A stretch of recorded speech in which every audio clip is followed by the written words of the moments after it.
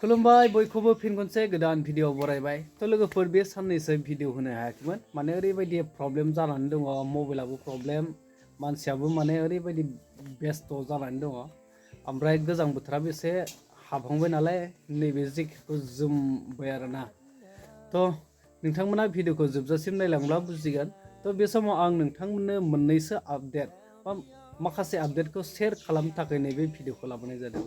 बे साननैसो जोंनि बिटिसिआव ओरैबायदि माने गरम जागासिनो बाय इलेक्शननि राजखान्थि हान्जाफ्रा बियो बेखौ इउपिपिएल आरो बिपिएफनि गेजेराव बांसिन जादों कन्ट्रोभार्सिया माने राजनितिनि कन्ट्रोभार्सिया ना बियो बेखौ माने एकदम माने जावलायनाय लिडारजों लिडार बियो पुरा जागासिनो।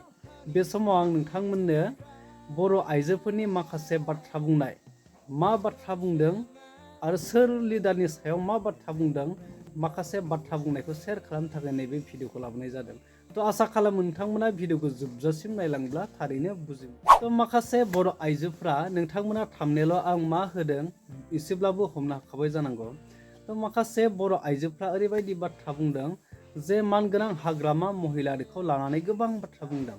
दा बिथांमोना बुंदों हाग्रामा महिलारि सार बिथाङा जोंनि बर' आइजोफोरनि माखासे बर' आइजोफोरनि जे बिफा बायदि जोनोमगिरि बिफा बायदि जानानै दङ।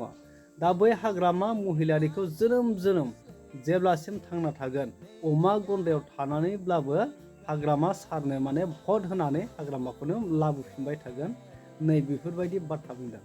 तो बे बाथ्राखौ नोंथांमोना नैबे माखासे आइजोफोरनि बर' आइजोफोरनि बा बर' बिमाफोरनि बुंनायखौ नोंथांमोना नैबे क्लिपखौ नायोब्ला बुजिमोन। ओंखायनो जों मोनथाम जोङो गन्द्रायाव थानानैबो अमा गन्द्रायाव थानानैबाबो जों लान्थाखौ जों नागारनो हाया जोंनि जोनोमगिरि बिफा बियो 10,000 बाबो जों होबाबो जों बारलांनो हाया 20,000 होबाबो जों बारलांनो हाया जों लान्थानि बारनानै जों जेरावबो थांनो हाया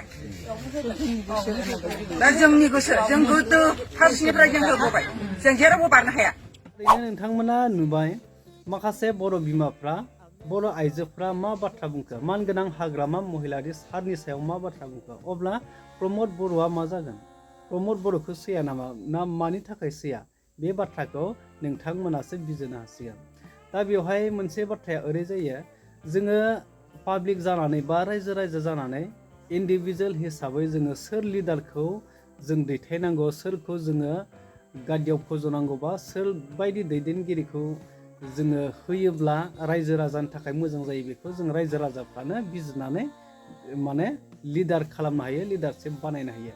दा बे रायजो राजाफोरनि सायाव तो मोनसे बाथ्राया ओरैबो जायो तो जों पाब्लिक जानानै बा रायजो राजाया सोरबा सासे लिडारजों बा बबेबा मोनसे राजनिति दोलोजों माने डाइरेक्टलि क्रिएट जानानै थानाङा आरो जोङो पाब्लिक हिसाबै बा इन्डिभिजुवेल हिसाबै इन्डिभिजुवेलावनो थानांगौ बा सोरबा सासे लिडारजों सोरबा सासे लिडारनि पार्टिजों माने क्रिएट जानानै थानाया जोंनि रायजो राजाफोरनि बे कर्तब्य नङा।